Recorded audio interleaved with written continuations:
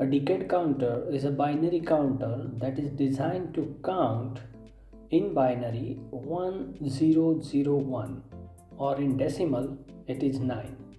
An ordinary 4-stage counter can be easily modified to a decade counter by adding a NAND logic gate as shown in the figure.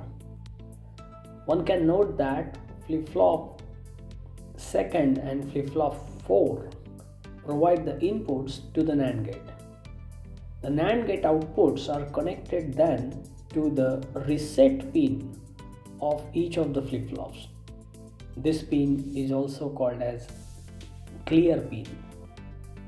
The counter operates as a normal counter until it reaches a count of 10 in decimal or in binary 1010.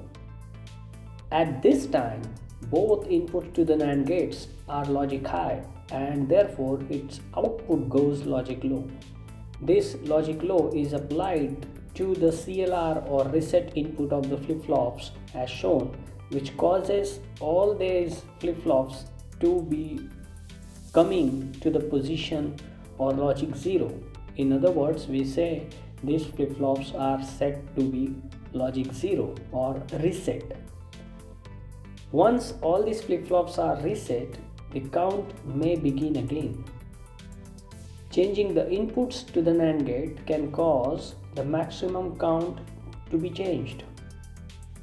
For instance, if we make flip-flop 4 and flip-flop 3, wire them together to a NAND gate, the counter would count to 1100 in binary, which is in decimal 12, and then it goes to reset.